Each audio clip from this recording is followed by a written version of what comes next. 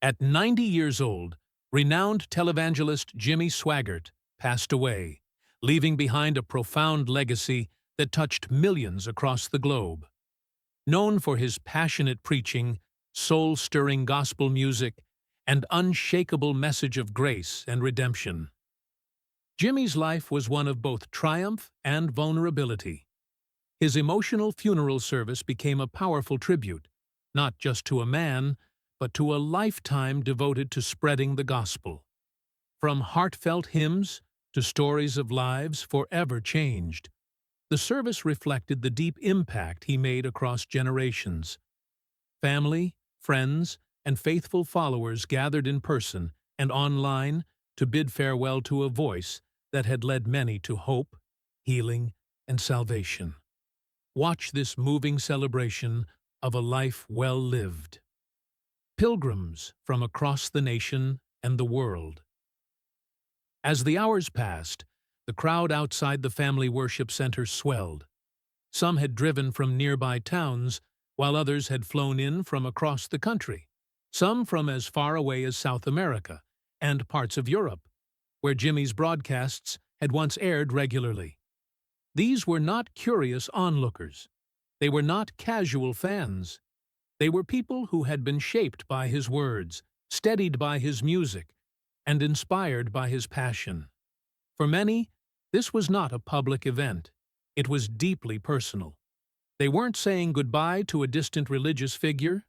They were saying goodbye to someone they had come to view as a spiritual father, a familiar companion during long, lonely nights, a guide who had pointed them toward grace when they had been lost.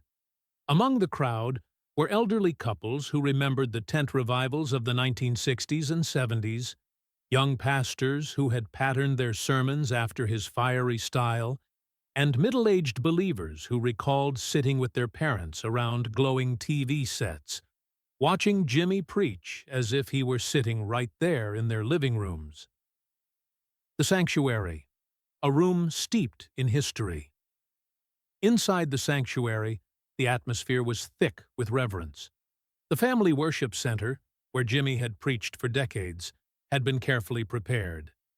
It was the same stage where his sermons had reached global audiences, where his piano had accompanied countless hymns, where his voice had stirred revival after revival. But today, the pulpit stood empty. Instead, at the center of the stage, a single casket rested. A simple, elegant vessel draped in white flowers. It was a modest tribute for a man whose ministry had once reached millions, but it was exactly the way he would have wanted it, focused not on grandeur, but on God. Behind the casket, the golden cross that had anchored his televised broadcasts for years gleamed softly under the sanctuary lights, unchanged, a silent sentinel that had watched over his ministry, and now over his final farewell. Every seat in the sanctuary was filled. Every aisle was lined. The walls that had once echoed with Jimmy's booming voice now held the quiet sobs of those gathered to remember him. Some clutched worn Bibles gifted from his ministry. Others held tissues or the hands of loved ones as they prepared to say goodbye to the man who had walked with them through their most intimate spiritual journeys. A global farewell, streaming across the world. Though the family worship center could only hold a finite number of mourners, the impact of Jimmy Swaggart's life stretched far beyond the walls of the church. Thanks to the power of modern technology, his funeral was broadcast live across the globe, enabling thousands, if not millions, to join in mourning, remembrance, and celebration from their own homes, churches, and community halls. In small towns scattered across America, families and friends gathered around televisions and computer screens, their faces reflecting the solemnity of the moment. Communities that had once received his ministry's broadcasts in fragments now experienced the ceremony together, united despite physical distance. In remote villages in Africa, South America, and Asia, where the reach of his gospel ministry had long penetrated despite limited resources. Believers quietly tuned in on smartphones, tablets, and laptops. There, under open skies and flickering lamplight, people whispered prayers and shed tears as they recalled the man whose voice had brought them hope when few others had. One particularly moving image came from a correctional facility, where several former inmates, men and women who had found faith through Jimmy's televised sermons during their darkest hours, watched the funeral service in small groups. Many wept in silence, remembering the preacher who had proclaimed the possibility of redemption when they believed themselves beyond saving. For them, this moment was intensely personal. A life that touched generations. The people gathered that day, both physically and virtually, represented a remarkable spectrum of generations. Some were elderly men and women who had first encountered Jimmy Swaggart in the fervent revivals of the 1970s. Those were days when Jimmy, armed only with his Bible and piano, traveled tirelessly from town to town, preaching under large canvas tents to crowds hungry for an authentic encounter with God. Others knew him from the television ministry he built over decades, broadcasts that filled Sunday mornings in millions of homes across the United States and beyond. For these viewers, Jimmy was a weekly fixture, a spiritual guide whose sermons and songs had become part of the fabric of their faith.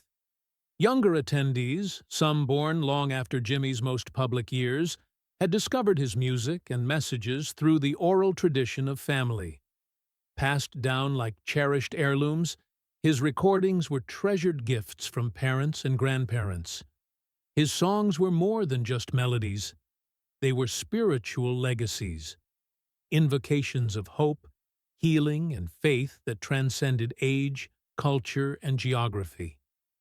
The enduring power of his voice, soft yet piercing, broken yet hopeful, carried across the decades. It was a voice that had comforted, challenged, and inspired, and though it now rested in silence, its echoes remained vivid in the hearts and minds of those who gathered to honor him. Remembering the man, not the myth. As people shared memories throughout the day, a clear theme emerged. They had come not to memorialize a myth, but to remember the man himself, flaws, struggles, and all. They recalled the rawness of Jimmy's sermons, the way he laid bare his own imperfections and failures with a rare transparency that made his message accessible and real. Many remembered moments when his voice broke during a song, not out of performance, but because the presence of God had overwhelmed him. They spoke of his trembling hands raised in worship, and the way he never seemed to preach or sing for show, but as a heartfelt plea from one human soul to another.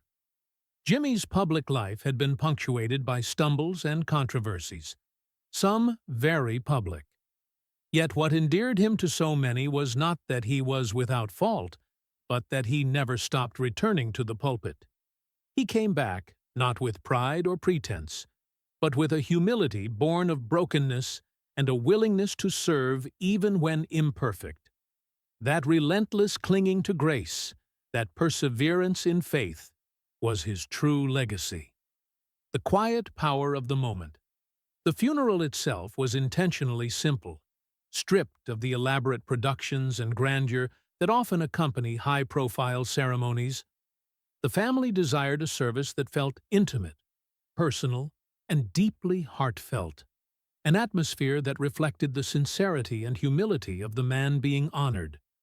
Soft hymns filled the room, songs Jimmy had sung 1,000 times before, familiar notes that brought comfort without needing grand gestures. There were no dramatic eulogies. No one tried to sum up a life so full and complex in mere words. Instead, the service was more like the closing of a sacred book, its pages worn and weathered, yet filled with stories of countless lives touched and transformed. Some who attended later said it felt less like a funeral and more like a holy farewell, a quiet, sacred moment that acknowledged an ending but also celebrated the eternal life promised through faith. The collective goodbye. As the funeral service drew to a close, there was no rush to leave. The sanctuary, though filled with the soft sounds of people shifting in their seats and the occasional quiet sob, became a sacred space where time seemed to slow. Many chose to linger, unwilling to break the silence that had settled over the room like a tender blanket. It was as if the finality of the moment was too heavy to walk away from. Some mourners sat quietly in their pews, reflecting, praying, or simply remembering. Others rose slowly and began making their way toward the casket that held not just the body of Jimmy Swaggart, but the culmination of a life that had shaped countless souls. One by one they approached, whispering final words, intimate goodbyes meant only for the man who had once spoken so directly into their lives. Some brushed the edge of the casket with trembling hands, reluctant to let go, needing that last, fragile connection. The weight of grief was tangible, yet it was balanced by something gentler, a quiet gratitude. Among them was an elderly man, his weathered face streaked with tears that traced the lines of a life undoubtedly touched by hardship. He stepped forward and placed a small, worn cassette tape atop the casket, a recording of one of Jimmy's earliest sermons. It was a deeply personal offering, a humble symbol of what that voice had meant to him in his own journey of faith. The gesture was small, but it spoke volumes, a final gift to a preacher who had once given him hope. A voice that lingers. When the sanctuary eventually emptied, when the last mourner stepped into the sunlight outside, Jimmy Swaggart's voice did not fade. His sermons continued to air on radio stations and television broadcasts around the world. His songs, long preserved in dusty records, CDs, and now digital streams, continued to rise, softly, reverently, in church services, prayer meetings, and the quiet corners of living rooms. His legacy did not exist merely in the physical structures he had built or the ministries he had founded. It lived in the stories, the changed hearts, and the persistent sound of his voice. One that had been present during hospital vigils, late-night drives, long seasons of loneliness, and ordinary Sunday mornings where faith quietly took root.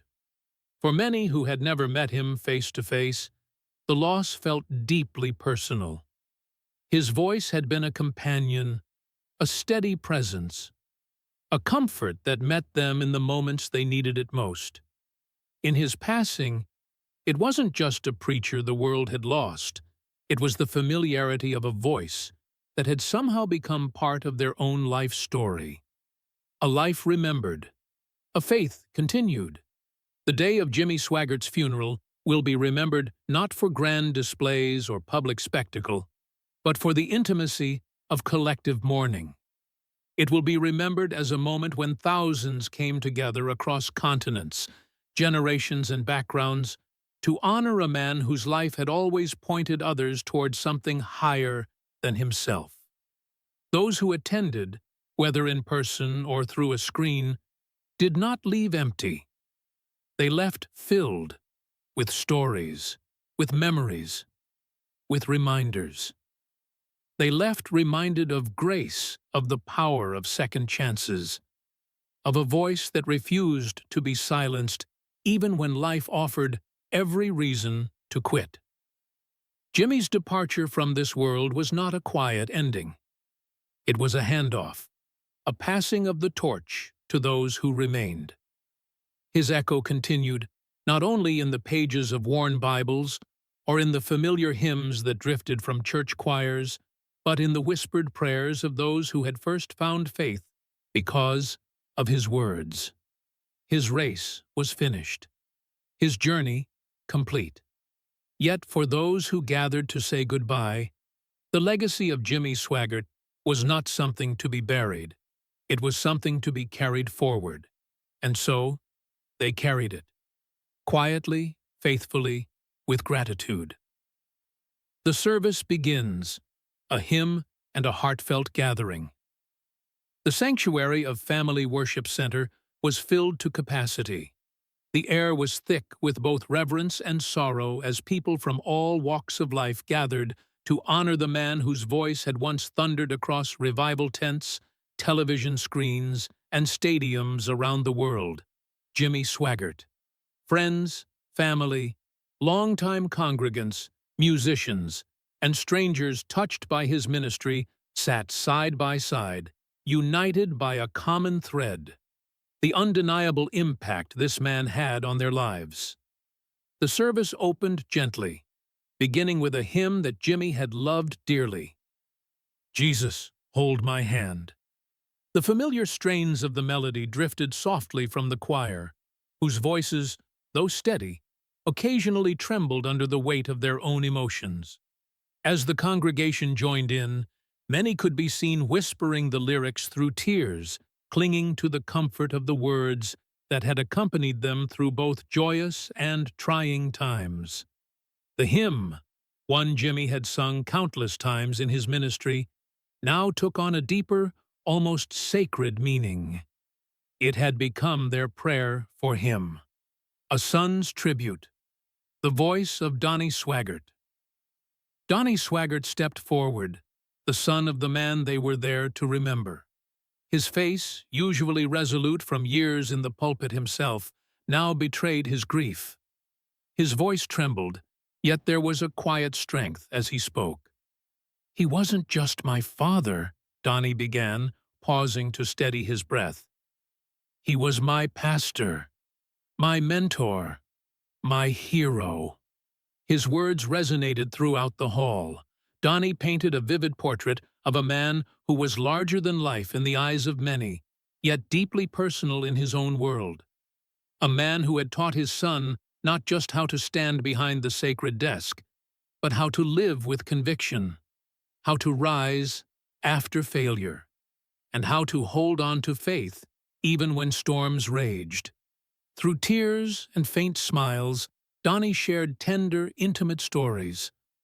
Moments of laughter during long ministry road trips, quiet conversations late at night, and lessons imparted not just through sermons but through the resilience of a life lived fully, honestly, and imperfectly. His words were not polished eulogies, they were raw, deeply personal memories that allowed everyone in the room to see Jimmy not as a public figure, but as a father, a friend, and a man. A tapestry of tributes: friends, musicians, and ministry partners. One by one, others came forward to speak. Longtime friends, fellow pastors, and musicians who had traveled with Jimmy for decades. Each speaker revealed a different facet of a multifaceted life. One pastor recounted the fire of Jimmy's early tent revivals in the 1970s, where crowds overflowed into the streets, drawn not by spectacle but by the passionate call to redemption. Another, a musician who had toured with Jimmy, recalled nights when, after singing and preaching to thousands, Jimmy would return to his hotel room, sit at the piano, and play softly, often in tears, overwhelmed by the burden he carried for the souls he had just ministered to. A well-known gospel singer then took the stage to perform "I'll Never Be Lonely Again," one of Jimmy's most beloved songs. The room fell into a hushed reverence, broken only by the soft sobs of those who had, at some point, found comfort in that very song. For many, the lyrics had carried them through seasons of loneliness, despair, and doubt. And now, in this final moment, the song seemed to offer them comfort once more. Francis Swaggart's farewell, gratitude, over grief. Then came the most poignant moment of the service. Francis Swaggart, Jimmy's wife and lifelong ministry partner, rose to speak. Her frame was delicate, her hands clasped tightly, but there was undeniable strength in her voice. She stood beside her husband's casket, facing the congregation, not in the posture of a widow consumed by grief, but as a woman brimming with gratitude. "He wasn't perfect," she began, her voice cracking slightly, "and he never claimed to be. But he loved God with everything he had. He loved his family. And he loved all of you." The simplicity and honesty of her words cut deeply. Frances spoke about Jimmy's decades of ministry, not as a record of accomplishments, but as the story of a man who had given everything to the calling placed on his life. "He gave his life on this altar," she said, resting her hand gently on the polished wood of the casket. "And now he's gone to the throne he preached about for 70 years. The closing hymn, "Faith Meets Farewell." As the final song of the service began, "I'll Fly Away," the atmosphere transformed. The congregation rose to their feet, many lifting their hands in worship, others swaying gently as though their movements could help carry Jimmy's spirit heavenward. The song, long associated with hope, freedom, and eternal life, filled the room with a powerful unity that transcended sorrow. It was not just a goodbye. It was a celebration of a life of purpose, of a journey completed. Even as the last note faded, few rushed to leave. Many remained seated, lost in silent reflection. Others slowly made their way past the casket, some whispering private prayers, others reaching out to touch the edge of it with trembling hands. The weight of the moment settled over them like a sacred hush. This wasn't just the end of a man's life. It felt like the closing of a spiritual era. Stories that linger. The days that followed. In the days following the service, a flood of memories and stories began to emerge. They came from family members, churchgoers, former ministry partners, and even strangers whose lives had been forever changed by Jimmy's words and music. Some spoke of his fiery revivals in the 1970s, when makeshift tents could no longer contain the crowds, and the Spirit moved with palpable power. Others remembered his televised sermons, which pierced through barriers of distance and circumstance, bringing the gospel into prisons, hospital rooms, and far-flung villages. One woman, standing quietly outside the church after the service, held a worn, faded Bible in her hands. Through her tears, she whispered, "I was in the darkest place of my life. He didn't know me, but his words saved me." Her story was just one among thousands, each a thread in the vast tapestry of Jimmy's influence. The memorial montage, A Life Remembered. Later that week, during the memorial service at Family Worship Center, a video montage was played. It wasn't flashy or grand. It was simple, honest, and profoundly moving. The footage transported viewers back to Jimmy's early years, preaching on dusty roadside corners, playing piano with uncontainable joy, baptizing believers in rivers and lakes. There were moments from massive revival meetings, his face lifted heavenward in song, eyes closed, lost in worship.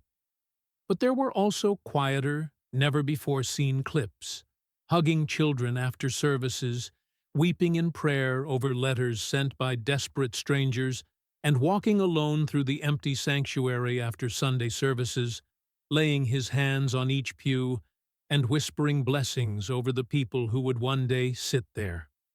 In one segment, Jimmy's voice, soft and reflective, offered a simple prayer. "If I have one prayer left before I go, it's that people know Jesus, not through me, but through the mercy I've preached about my whole life." That unscripted moment resonated deeply. It was not for an audience. It was his heart laid bare. A private farewell. The burial. The day of Jimmy's burial arrived under a soft, overcast sky, the sun occasionally peeking through the clouds as though heaven itself watched over the gathering. It was a private ceremony, attended by family, close friends, church staff, and longtime ministry partners.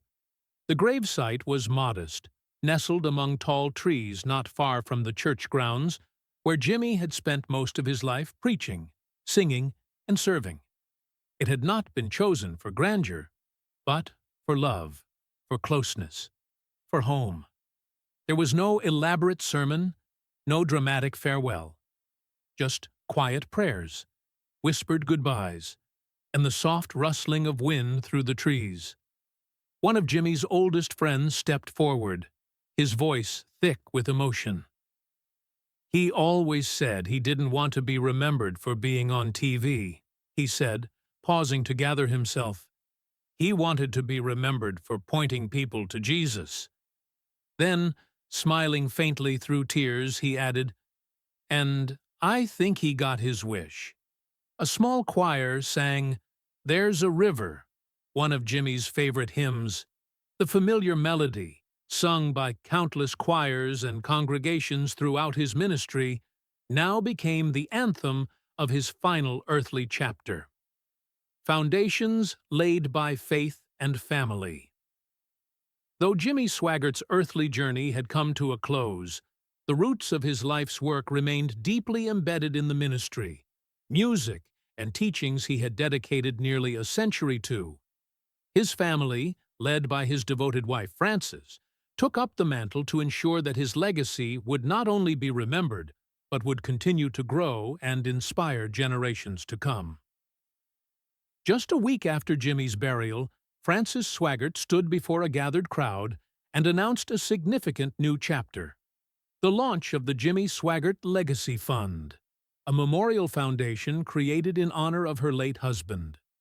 The fund was designed with a clear and noble mission: to provide Bibles, gospel materials, and financial support to struggling churches and ministries around the world, especially those located in underprivileged and marginalized regions.